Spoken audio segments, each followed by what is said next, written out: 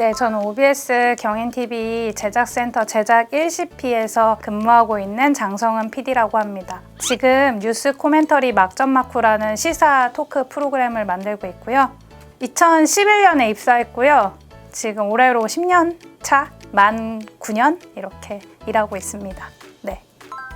PD에 대해서 먼저 정의부터 드리는 게 좋을 것 같은데 여러 가지 설이 있어요. 뭐 프로듀서와 디렉터의 앞자만 따서 PD라는 얘기도 있고 프로그램 디렉터라서 PD라는 얘기도 있는데 말 그대로 프로듀서 만드는 사람이에요. 만들고 디렉터, 디렉팅, 연출하는 사람이라고 보시면 될 것 같고요.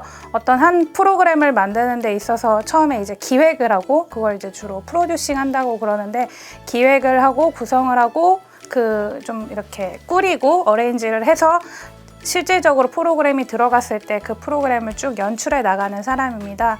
그래서 여러분이 아시는 그 TV에서 나오는 그런 PD들은 이제 프로그램 디렉터라고 보실 수 있겠고요.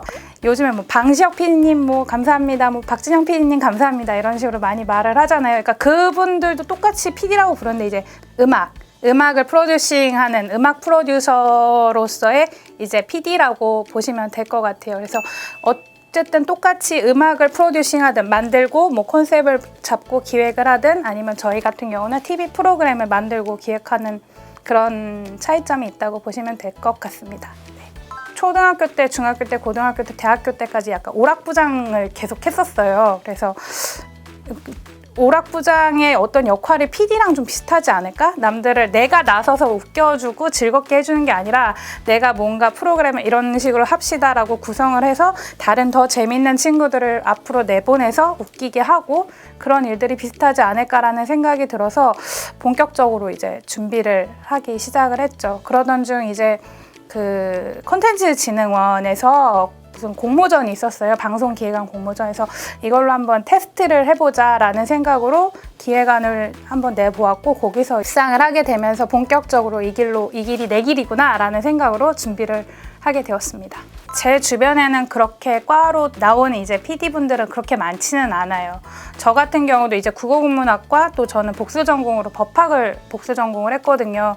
근데 이제 그렇다고 해서 이렇게 하는데 크게 지장은 없고 오히려 제가 했었던 그 대학 때 전공을 방송을 하면서 좀 더 많이 특화를 시킬 수 있고 살릴 수도 있고요.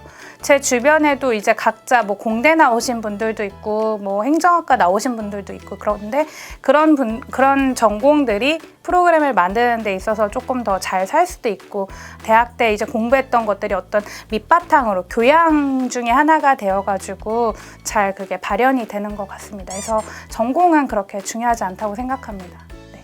방송국에서 일하는 PD가 될 수 있는 방법은 되게 여러 가지가 있어요. 외부 이제 그런 제작사, 외주 제작사라고 많이 얘기하는데 그런 프로덕션에서의 직원으로서의 PD가 될 수도 있고 그냥 프리랜서 신분으로 이제 이 프로그램을 할 때만 이제 일시적으로 계약을 해가지고 이제 진행을 하는 PD가 될 수도 있겠고 아니면 뭐 요즘에 여러 가지 플랫폼이 있잖아요. 카카오 뭐 TV도 생겼고 그리고 뭐 엔터사에서도 이제 자체적으로 프로그램을 만들기도 하고요. 그래서 여러 가지 형태가 있는데 그 중에서 저는 이제 방송국 직원으로서의 PD를 말씀을 드리면 보통 이제 특채와 공채 이렇게 나눌 수가 있어요. 특채는 뭐 말 그대로 그냥 스카웃, 특별 채용 같은 형태고 이제 공채 같은 경우는 공개 채용이죠. 그 경우에는 이제 신입과 경력직이 있어요. 물론 요즘에는 조금 경력직으로 많이 모집을 하긴 하는데 이제 보통 이제 친구들이 들어간다면 이제 신입 채용이겠죠. 신입 같은 경우는 제일 먼저 서류 심사를 해요. 네, 서류 심사 같은 경우는 이제 어떤 학교를 나왔고 어떤 전공을 했고 어떤 수상을 했고 토익이 몇 점이고 이런 세세한 정보를 기재를 하는 것이 한 가지가 있고 그거보다 더 중요한 게 이제 자기소개서를 써요. 자기소개서는 어떻게 보면 그냥 내 삶을 이렇게 쓰는 거지만 그거를 얼마나 더 재밌게 남들에게 더 잘 말할 수 있는가가 이제 첫 번째 관문인 것 같아요. 그게 어떻게 PD로서 프로그램을 더 재밌게 만들 수 있느냐를 보여줄 수 있는 것 중에 하나이기 때문에 자기소개서를 잘 써야 되고요. 그렇게 해서 서류 전형에 합격을 하면 이제 필기시험을 보게 됩니다. 필기시험은 이제 기본적인 교양을 보는 시험이죠. 뭐 국세청장이 누구냐 라는 거를 묻는 경우도 있었고, 그리고 그 전에 제가 본 또 다른 방송사의 시험에서는 걸그룹들 누구하고 이 사람들을 다 합한 명수를 적어라 이런 것도 있었고, 정말 다방면에 대한 교양을 묻는 질문이 있고요. 그리고 이제 논술 혹은 작문 시험을 봅니다. 그래서 논술 같은 경우는 뭐 요즘에 사회적 이슈가 되는 것에 대해서 너의 생각을 피력을 해라, 아니면 그걸 찬성하는가 반대하는가, 아니면 왜 그렇게 해야 되는가 해결책을 제시하라, 뭐 많이들 아는 그런 논술 내용이고요. 작문은 어떤 단어를 하나를 줘요. 뭐 마이크 이렇게 단어를 딱 주고 그거에 대해서 이제 쫙 소설을 쓸 수도 있고 뭐 시를 쓸 수도 있고 말 그대로 그냥 글을 쓰는 거예요. 작문을 만드는. 그렇게 해서 그걸로 평가를 일단 해서 또 합격한 사람은 이제 면접을 보죠. 1차 면접이라고 해서 일하는 PD 이제 선배들하고 면접을 보고, 거기서 또 합격을 하면 이제 더 심층 면접을 보거나 방송사마다 다른데 바로 임원 면접을 보는 경우도 있고, 그렇게 해서 최종 합격을 하게 됩니다. 그래서 이런 과정들을 준비를 하려면 여러 가지 방법이 있는데, 가장 이제 많은 것이 학원인데, PD는 제가 알기로는 딱히 학원이라는 거는 없어요. 대신에 이제 뭐 몇몇 언론사에서 아카데미라고 과정이 있는데, 그거는 제가 알기로는 조금 더 실무적인 편집기를 어떻게 쓰는지 뭐 이런 식의 실무적인 거 위주로 한다고 알고 있고요. 아니면 제일 많은 과정은 스터디 모임을 하는 경우가 있어요. 인터넷 카페에 보면 언론인을 준비하는 뭐 모임 이런 카페들이 있는데, 거기서 이제 335 모여서 스터디 모임을 해요. 그래서 저 같은 경우도 한 2년 동안 논술과 작문과 그다음에 교양 같은 거를 같이 쓰고 공부하는 과정을 거쳤고, 이 과정이 제일 많다고 보시면 될 것 같아요. 네. 중학교 때 읽었던 다방면의 도서들이 지금 프로그램을 만들면서 굉장히 많이 도움이 돼요. 거의 제가 지금 가지고 있는 지식의 대부분이 중학교 때 습득한 거라고 해도 과언이 아니거든요. 요즘엔 또 좋은 게 뭐 청소년 추천 도서라는 식으로 많이 나오잖아요. 근데 그 청소년 추천 도서 이런 것들이 조금 어렵게 나와 있는 문학책들이나 어떤 철학책들을 조금 더 쉽게 간결하게 한 것들이 많아서 제가 한번 읽어봤더니 너무 좋더라고요. 그래서 그런 것들만 좀 다방면에 섭렵을 한다고 해도 굉장히 도움이 될 것 같습니다. PD뿐만이 아니라 학력이라는 거는 이 친구가 얼마나 성실하게 그 학업 과정을 이수를 했는지, 그런 성실도와 얘가 얼마나 알고 있는지에 대한 것을 측정할 수 있는 저는 가장 쉬운 방법이라고 생각을 하거든요. 이런 것이 척도라면 어디까지 나와야 되냐를 제가 말씀드리기는 좀 그렇고, 가능한 한 자기가 최선의 노력을 다해서 좋으면 좋을수록 좋다고 말씀을 드리고 싶습니다. 네. 말씀드린 것처럼 뭐든 많이 아는 것이 되게 중요하다고 생각을 해요. 조금이라도 그게 어떤 것이라도 많이 일단 인풋을 많이 해놓는 것이 정말 중요하다고 생각을 해요. 그래서 저는 지금도 나는 왜 예전에 이렇게 좀 더 교양을 쌓지 못했을까라는 생각을 많이 하거든요.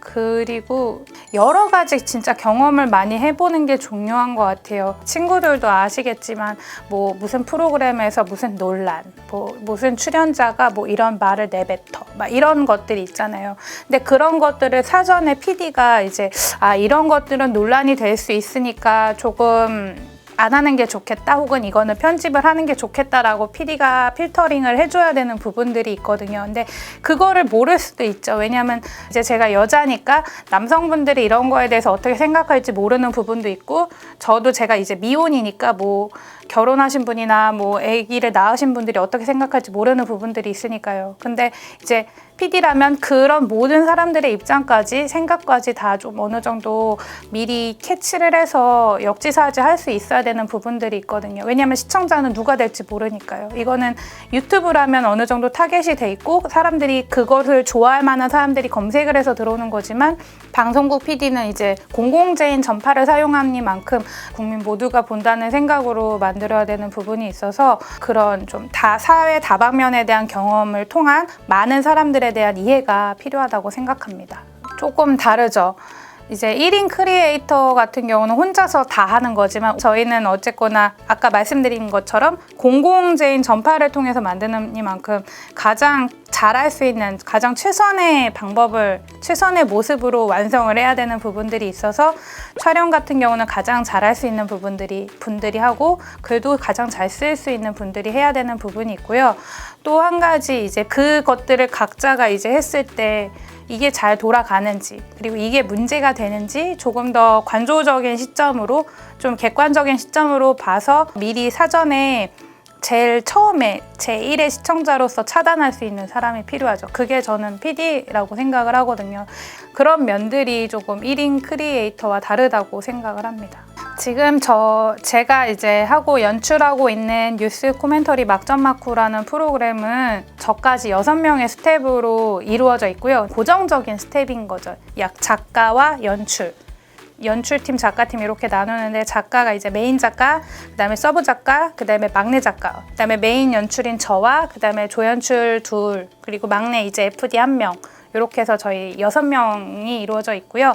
이 사람들에다가 플러스 저희가 이제 녹화를 할 때 전체를 관할하시는 이제 PD 감독님이, 기술 감독님이 계세요. 그렇게 해서 기술팀이 계시고 그다음에 그 모든 것들을 스튜디오에서 촬영을 하시는 카메라 감독님들이 계시죠. 그 모든 것들을 해서 제가 이제 편집을 했을 때 그 편집을 한 거에 대해서 이제 자막을 저희가 넣고 여러 카메라를 쓰니까 색깔이 조금 달라질 수도 있어서 그런 색깔을 보정한다든가 종합 편집이라고 하는데 종합 편집 종편 감독님이 계시고요.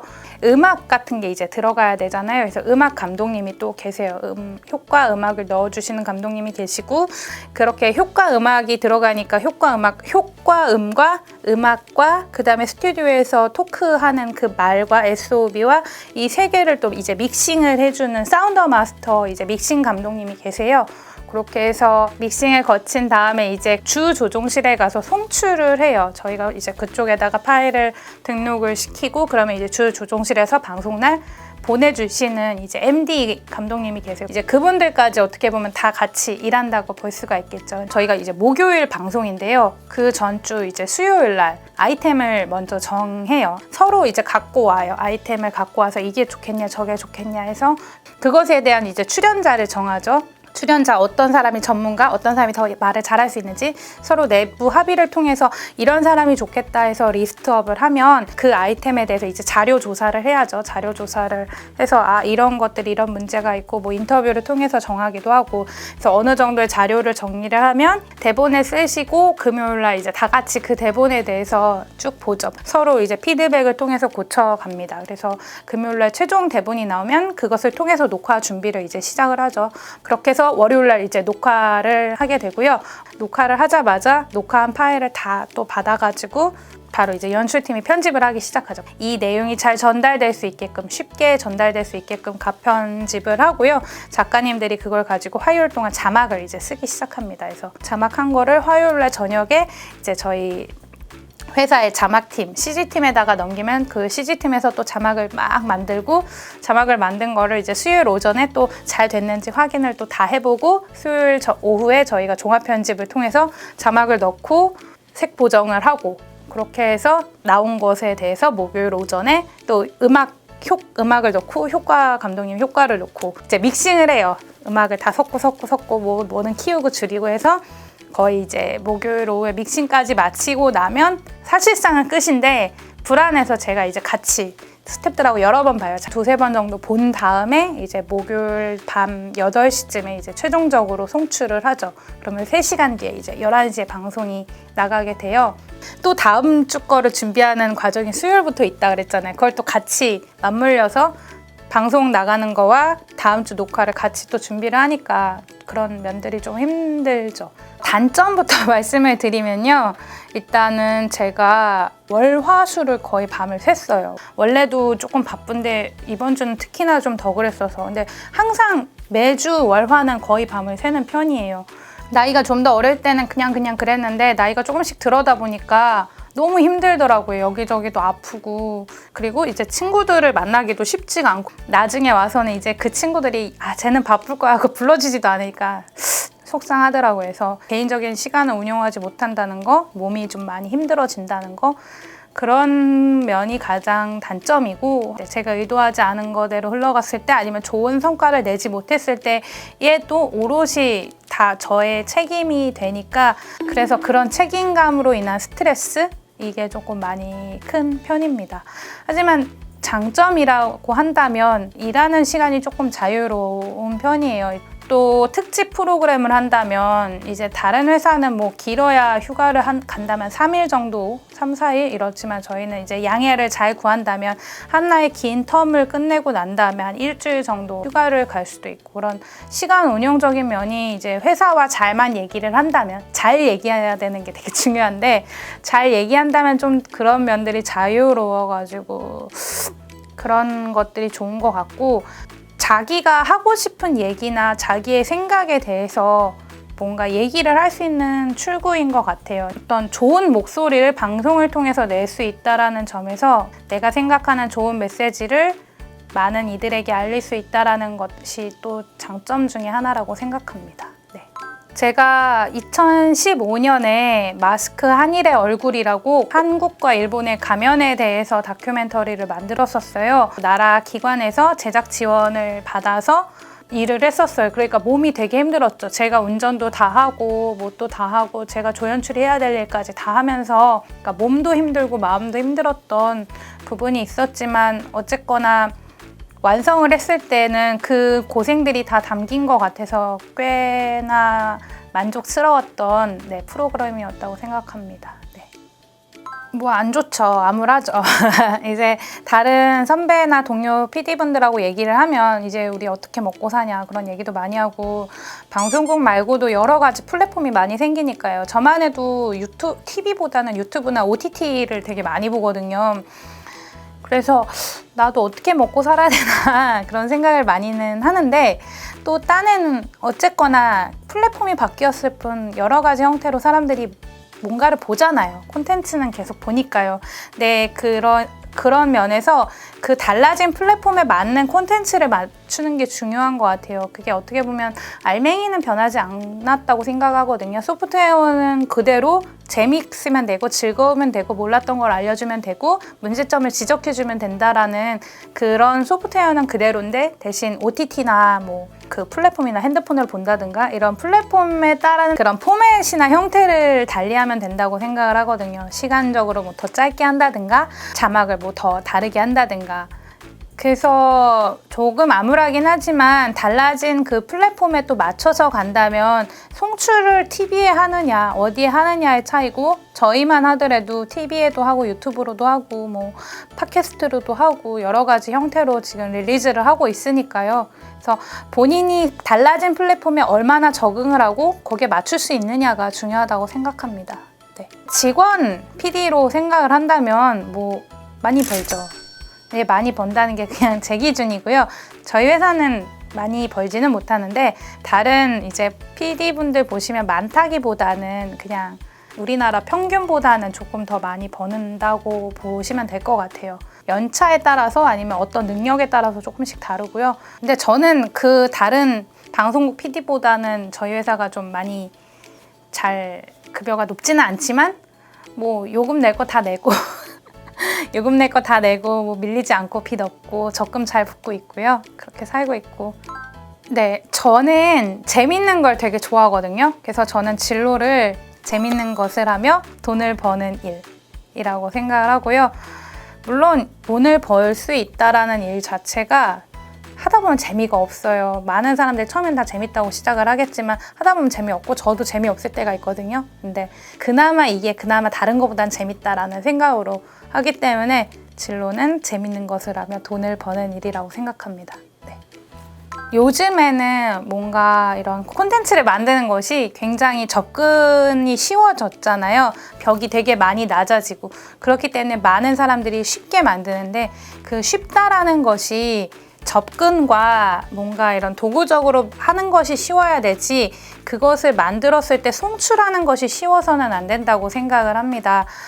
이것을 봤을 때 사람들이 이것으로 인해 상처를 받거나 이것으로 인해 불쾌함을 느끼는 사람이 있으면 안 된다고 생각을 하거든요.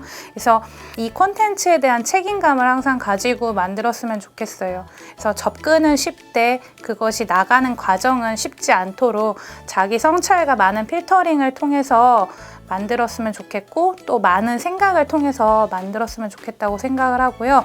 역으로 생각해서 준비를 하신다면 더 좋지 않을까라고 생각을 합니다. 제가 다시 돌아간다면, 청소년으로 돌아간다면 되게 많이 할 것 같아요. 그러니까 지금 자기가 하는 학업 이외에 하는 것들이 다 허튼 게 아니거든요.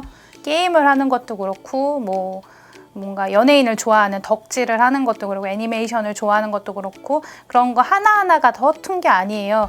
하나하나가 다 되게 소중한 경험들이에요. 대신 그것들을 그 하나에만 국한하지 않고 여러 가지로 눈을 계속 돌려가면서 다양한 좀 경험을 많이 했으면 좋겠어요.